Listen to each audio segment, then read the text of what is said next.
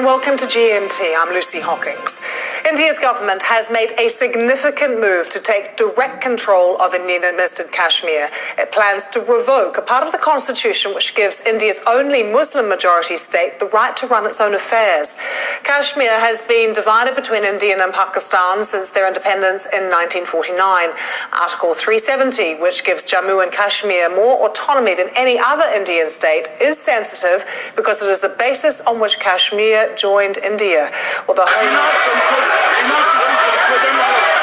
those were the very rowdy scenes in Parliament a short time ago. Home Minister Amit Shah making the announcement. He is really struggling to be heard above the opposition protests. Have a listen. We will bring you that later, but it was chaotic scenes in the Indian Parliament. Let's bring you some more background and reaction with the BBC's Yogita Lamai in Delhi. Well, so this is an article, a part of the Indian Constitution, and, as you said, this was a promise made by India to Kashmir at the time of partition, because at that time, Kashmir was a princely state. Both India and Pakistan wanted it to be a part of, each country, and India said to Kashmir that, if Kashmir becomes a part of India, then it will have this special status. So it's an independence over most things except for defense, communications and external affairs. And that's essentially what has been done away with today by the government. They've moved to revoke that. Once the president signs it, it will come into effect. And really what's being questioned and the outrage that you saw there is because many people are saying this is unconstitutional.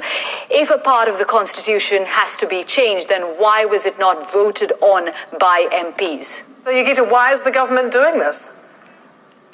Well, this was one of their big election promises. It's actually been on the ruling BJP's agenda for a very long time now, but it was one of the big election promises, in the 2019 polls that just went by.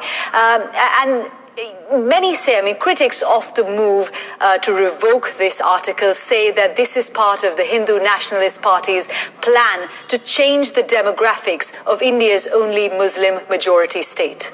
What is the reaction likely to be in Kashmir itself? Well, it's very hard to get any information out of Kashmir. If you see what's happened in the past few days, it's really unprecedented. Internet and phone services are completely cut off, very hard to reach anyone there. Last night, major politicians in the region were placed under house arrest. In the past week, tens of thousands of extra troops have been sent there. That is Yogita Lamai in Delhi. Let's take you straight to Pakistan now. An angry response. We can join Asif Faruqi, who is in Islamabad, for us. Asif, what has the government said about this move from Delhi?